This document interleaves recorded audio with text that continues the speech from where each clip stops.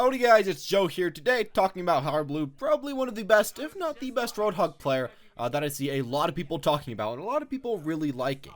Now overall I feel like his gameplay is extremely solid. He makes usually a somewhat inconsistent character, that being Roadhog, who's really hard to play consistently, into one that is super consistent. He lands so many hooks, he knows what to position pretty much all the time. If you want to learn how to play the character, this is really the guy to watch, just try to learn from, and he's climbed all over the place, has a lot of time in the game, and overall, a really good person to just try to learn from. And of course, as always, he's duo queuing with someone, duo queuing with a soldier, always a great idea, pretty much no negatives to going into duo queue, so just kind of think about that as the first thing. Anyways, we're just going to get straight on into this, and of course they are on the Oasis map, which is a pretty decent map for this character. I don't feel like it's his best map, but it's okay, and especially if you get a height advantage, it can be really good for a lot of characters. Maybe not the best with Roadhog, but still pretty freaking good. Right here we just see something walking around the corner and trying to get pretty much a flank maneuver, and that's something that he does actually quite often. What you can do with this character, that is Roadhog, is you can either just walk straight up in the front lines, try to tank for some damage, and maybe pull off a jank hook. But as well, what you can do is definitely get behind or get around the enemies and just get a lot of damage off, get a lot of hooks off, while they're not really paying way too much attention to you. Maybe wait just a few seconds and then go in for it. I feel like a lot of people just don't really expect you to be there, and then when you are there, you can just one-shot people and do really, really nice from there.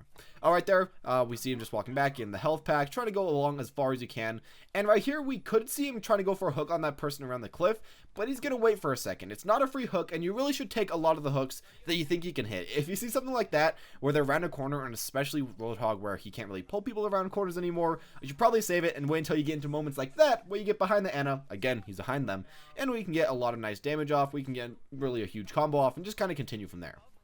Alright, here, again, he's walking around the back, and especially in this gameplay, I'm going to say, he does amazing at just getting behind and getting a lot of kills. Of course, that flick shot, really, really great. Try to learn from that.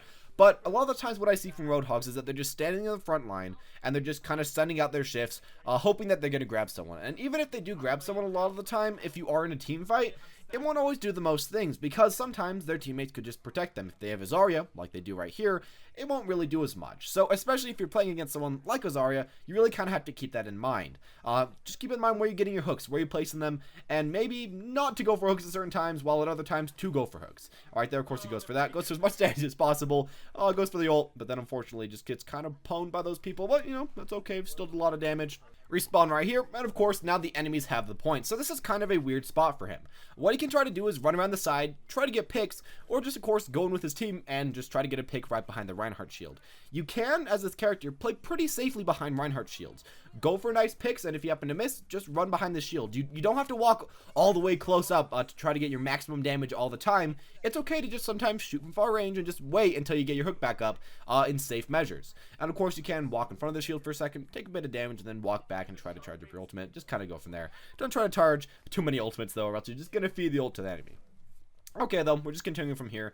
What they could maybe try to do right here is try to get a pick on that Tracer, maybe extend just a little bit. Almost everybody on the enemy team is dead at this exact moment, or at least was dead, so they could have tried to, you know, snipe them off, wait a few seconds, just kind of go from there, but, you know, really whatever. Alright, there they got some really nice bursts, got some anti-heal by that Anna. Nice hook overall, and he pretty much saw that there wasn't much that they could do about that. The enemy team was majorly not next to that Zarya, so we could just kind of go for an easy hook and just kind of kill him right there. You just want to take what you can get, and you just want to get those really, really easy ones if possible. Goes for a nice ult. Of course, they get a little bit too far away. You can just try to go for an ult and just try to pick him up from right there. And there we go with the Tracer. They all get taken out, though, and they're just kind of on the point, slowly pushing it back, and there we go with the first point. Overall, just kind of staying near-ish the front, but at the same time, flanking around as much as you possibly can. And this especially does apply to maps like Oasis, maps really that are just king of the hell maps. There's a lot of good times when you can go around the side, and where you can get a lot of cheeky kills that a lot of people aren't expecting. Right here, of course, now they have a Reinhardt, a Winston, and a Roadhog, so they can be a little bit more tanky, and they won't have to worry as much about Roadhog maybe not pulling out the tank as much, as Winston can just kind of go for that. And of course, now since they have a Winston, Roadhog can actually walk a lot further forward into the team fight. And you just kind of want to remember, as always, Roadhog's like a 50% damage dealer, 50% tank, so you shouldn't be too afraid to bring a Roadhog into your team comp. If you have someone like a Winston who's also pretty good at dealing damage, you should be really doing fine. Right here, we see them finally pushing them off the point, you know, just getting that point initially, and now we just kind of have to think, where does he want to go? Does he want to go around the side to try to pick them off, or does he want to become a nice front line? But again, we see that for the most part, he tries to go around the side and tries to get picks like that. I think that the really benefit of doing this is the fact that a lot of people just don't really expect it. And as well, if you still stay pretty close to your team as he is right now, a lot of the times you're going to be semi-safe. You may not be as safe if you're right next to them, but you can get some anti-healing as you just did barely get. And you can still live for a pretty decent amount of time, so it's not really way too bad. Up from right here, though, we see just getting a really, really nice hook. Seeing that the guy's walking to the shield, you know, nothing too special, but just some nice gameplay. And as I'd like to mention, he does seem to save a lot of his hooks, and he doesn't just throw them out all the time. You see that he often does have his hook out, and that he's ready to throw it out when he really needs to get it out. I see a lot of people just kind of hooking the second that they see the enemy. That's not always the best idea. If they're super far away, if they're behind a teammate, or if it's even like a 50-50, a lot of the times it's better to save it for a few seconds, see if there's anyone else you can get, and if that doesn't happen to show up, then you can try to go for it. Just play it a little bit more safe and a little bit more consistent. That seems to be the general thing. Right there, you just got a super lucky hook on that Anna, or super calculated, depending on how you want to say that. And since they're right here, they have quite a few picks, so what you can do in this situation is just try to push them back as much as you possibly can. Unfortunately, it didn't work the best right there, as they did get some picks, or the enemy team got some counter picks on Harbleu's team, but it still works decently well. Now he can just kind of hide around corners, see if he can get any picks that he possibly may be able to see in the near future. And of course, again, get the high ground, get around the corners, get to where they can't see where he is. And even that Reaper right there, he couldn't really see him. Unfortunately, he doesn't get the one shot, but still, he got him out of that fight, and he was about to kill a teammate. Well, now the Reaper can't do that, and now the Reaper can't get all of his damage out. Again, he gets a nice pull on that guy. Just also practice getting your pulls, and after you practice getting your pulls, practice actually headshotting after that, especially with his brand new super good accuracy. You should be pretty good at getting headshots with this character, or at least very good head/body shots, as you can get kills a lot earlier now, and you can get kills at actually a decent range now since that buff did happen, so just do kind of keep that in mind. As well, I will say, remember that you can actually shoot at a decent range just in general with your left click now, or just with your regular, boom, that isn't the giant ball that you shoot out. I feel like a lot of people think that, you have to shoot the ball if you want to shoot at any decent range. With the new buff/change, I feel like you can really kind of go 50-50 either way. You can do pretty good. And right here we see he kind of does both, and they finally get onto the point, really just shove the enemies out, get a lot of picks, and just kind of continue from there. And yeah, so we're just going to continue. They're finally onto the final point, just teleporting right here. And as we can look at their team comp for even half a second, we might be able to see what they're going on for. They're going into a Genji, and they're also going into a soldier. So of course, as always, trying to switch up the comp the most that they possibly can.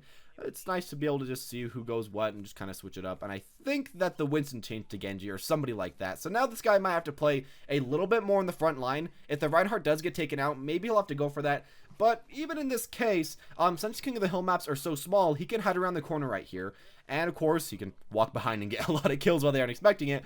Or he can just walk straight up and try to tank for a few seconds, just because the maps are so small. I feel like really on King of the Hill, there's a lot of options for Roadhog. And you don't have to be so afraid about standing so close to your team, because if your team needs you in a glance, you can just walk right over there, because the map's just so stinking small. So there we go with that. As well with this, you probably should just always be shooting that Reinhardt shield with your right click.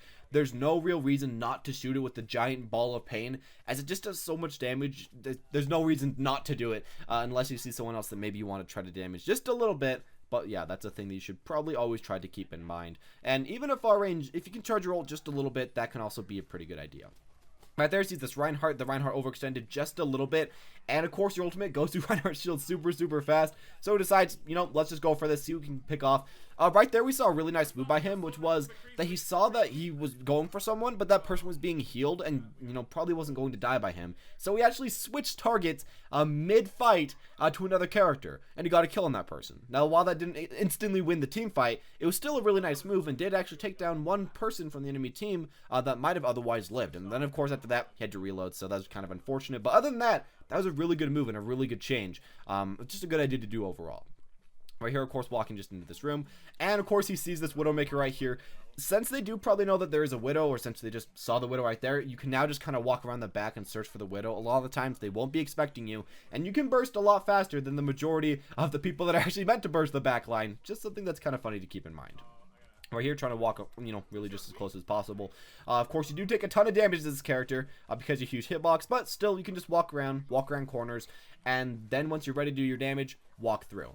You don't always have to stand just straight in the middle of the open of everything. I feel like a lot of people just kind of stand out there, ready to be shot. I don't know if this is just me, but I feel like I see that really quite often. So if you can just walk around corners, walk behind walls, wait for yourself to recharge via just your regular bullets, and of course your shift or your hook, you should be doing really fine in a lot of situations.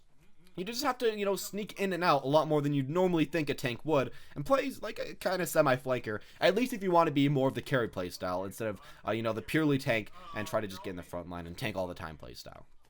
There we go. Of course, as well, something that he could be doing right now, since he does have his ultimate up, is think, does this Ana have her ultimate up? Because, of course, you can go for that super amazing Roadhog ult onto the Ana ult. I think the Ana just did get taken out, though, so they should probably just wait for the team to come up. And, of course, poke that Reinhardt shield.